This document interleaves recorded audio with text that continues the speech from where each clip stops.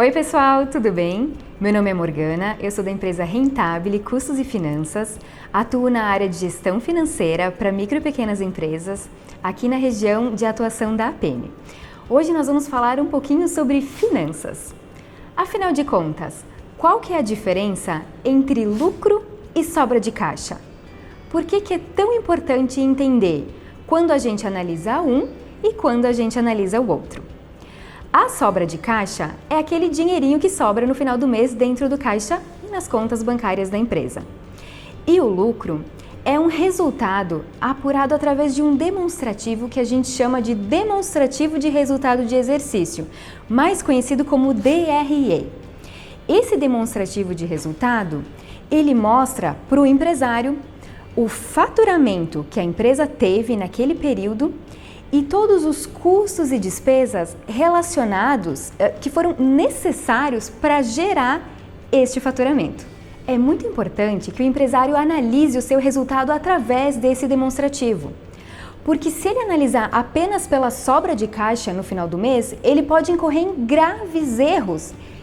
Erros estes, por exemplo, assim, empresas que têm muito adiantamento de cliente, empresas que têm um grande investimento em ativos, em bens, ou até empresas que têm funcionários, podem incorrer em alguns erros. Eu vou dar alguns exemplos aqui para vocês. Vamos supor que você tem um negócio e esse negócio lide com projetos grandes. Para desenvolver esse tipo de projeto, você recebe adiantamentos dos seus clientes, ok? Esses adiantamentos vão somando no seu caixa. Ao final de um determinado período, mesmo que você não tenha ainda entregue esse projeto para o seu cliente, esse dinheiro que você recebeu dele está lá na sua gavetinha, está somando no seu saldo final de caixa. E aí o que você faz com esse dinheiro que está sobrando? Você usa no operacional da sua empresa. Afinal de contas, tem grana em caixa, está dando lucro. Só que nem sempre é assim. De repente pode acontecer um imprevisto, uma pandemia pode surgir do nada, por exemplo, e esse recurso vai ter que ser devolvido ao cliente. Afinal de contas, o contrato pode ter sido encerrado por um motivo de força maior.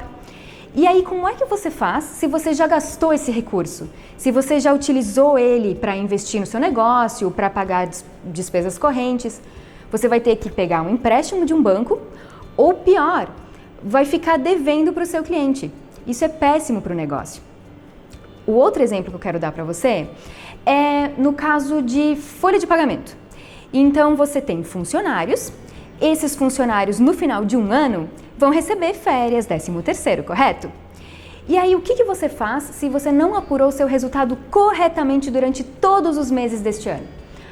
Colocando certinho, todo mês, 1/12 de férias, 1/12 de 13º. Quando chega lá no final do ano, você não tem dinheiro em caixa para arcar com esses custos e essas despesas. Por isso, a forma mais correta é fazer a apuração do resultado através desse demonstrativo, através do DRE. Dessa forma, você consegue apurar o custo real do seu negócio, aquilo que você realmente precisa despender de recurso para conseguir produzir o seu produto ou prestar o seu serviço. Uma outra forma positiva da gente analisar o resultado da empresa através do DRE é fazendo o uso de indicadores financeiros. Então, por exemplo, assim, qual é o meu percentual de lucro líquido sobre faturamento? Eu só consigo descobrir isso através do demonstrativo de resultado.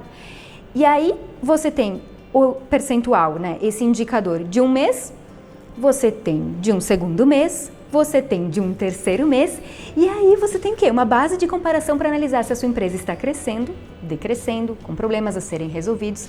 Essa análise de indicadores é muito importante.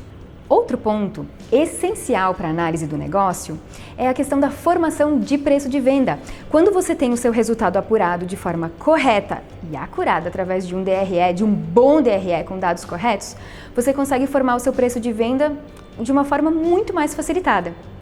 Mas o melhor de todos, o cálculo que a gente mais utiliza no nosso dia a dia de gestão financeira é o cálculo de ponto de equilíbrio, e eu só consigo fazer ele com um bom demonstrativo de resultado elaborado.